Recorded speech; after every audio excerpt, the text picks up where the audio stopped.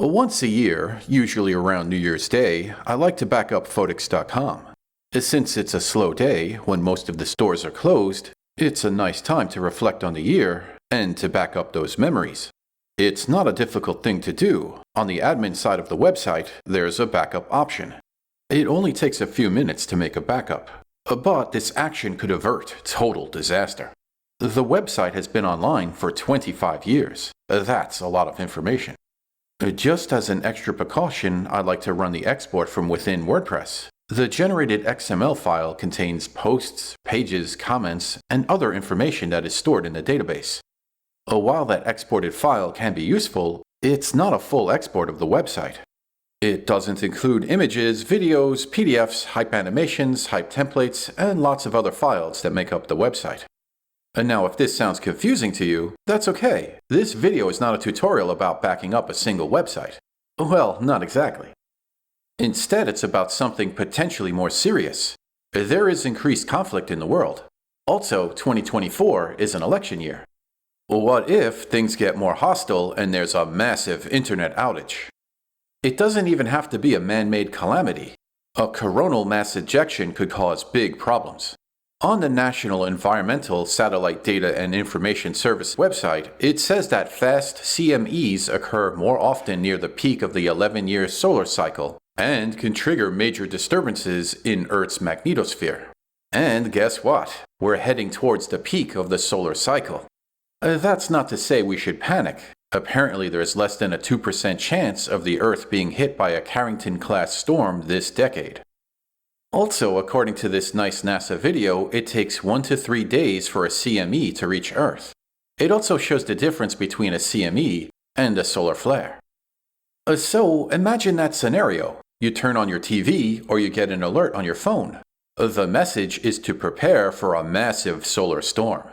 So, the fear level is high. That would be an intense couple of days, combined with the uncertainty of what would happen next. How will our high-tech world survive such an event? Well, if you prepare ahead of time, it's probably going to be less bad. The National Weather Service website says, don't wait until a warning is issued and the stores are empty or closed. So visit ready.gov for ideas for you and your family to prepare for emergencies. Except that the website doesn't mention Kiwix, which is what this video is about. In the beginning of the video, it was shown how Photics.com was backed up. But this year, we might need to start thinking bigger. How can we back up the internet itself? Well, it's huge. So instead, prioritize what's important. That's where this list can help. It shows the most visited websites. At number 1, we see a big problem. Google is the most visited website. That means no internet search. Fortunately, Kiwix has a search function. A previous Photics TV video showed how that worked. Basically, you download a zim file, which is an archive of a website, and that collection of web pages can be searched offline. Kiwix won't help with services such as email, like Gmail, so you might want to look into storing copies of email offline. The point is that zim files are searchable. You can even do this over a local network.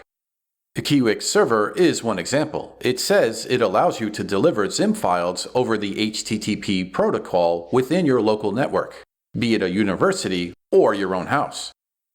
So if you, your business, or your school relies on valuable information, which can be stored offline, you can basically build your own intranet. This part is getting technical, so you can post in the comments if you want more in-depth videos on this topic, such as making your own zim files or setting up a Kiwix server. So while this isn't as robust or complete as Google, this could be quite useful when the intranet is not available. Looking at the other top sites, storing video for offline use is a problem. Photics TV is for general audiences, so sites number 4 and number 5 are not covered here. But also, what about site number 2? YouTube itself. That's a major problem. Even just to back up Photics TV videos is 400 gigabytes. I'm going to need a new hard drive soon. Again, it's a matter of prioritizing. I only have so much storage space.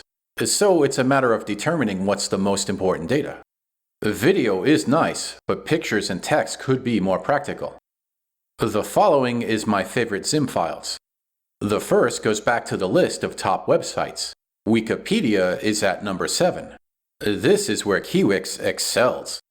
If you visit the library section of Kiwix, there are lots of Zim files to download. You can filter the list to show items related to Wikipedia. From there, it's a matter of choosing how much space you want to dedicate. Maybe you just want the top 50,000 pages. The Kiwix library is also available from the app. The download of 6.8 million Wikipedia articles is a little over 100 gigabytes. So, now as part of backing up my website every year, the plan is to also grab a fresh copy of Wikipedia. If you're focusing on prepping, there are other related downloads, such as Food for Preppers, a library of knots, and even Canadian prepper videos. While I like that YouTube channel, those are big downloads. The videos didn't seem to work in the Mac app anyway. To save space, I like to focus on text and pictures. It also makes sense to focus on my strengths. I'm a web developer. And while that might seem like a useless skill in a grid-down scenario, SneakerNet could still be a thing. Electronic information could be delivered personally. That's why the Mozilla Developer Network web docs are part of my collection. This is so I still have access to web coding info. While I can code with JavaScript from scratch, I don't have every method or function memorized. Fixing computers is another one of my specialties, which is why iFixit is also part of my Kiwix library. If new computers aren't available, fixing old ones becomes important. That's actually how I like to run Kiwix. I took an old MacBook, installed Linux on it, and a copy of Kiwix. That's a cheap way to prep for digital disaster. An old computer can find new life as a Kiwix machine. Just remember your password. For a brief moment, I had forgotten the password to this computer. That would have been awful in an actual emergency. There are lots of other options for Zim files. Even after making this video, I think I'll be downloading some more Zim files. The point is that you can scroll through the library and see what you find interesting. That way, if the internet goes out, you can still have access to lots of useful information.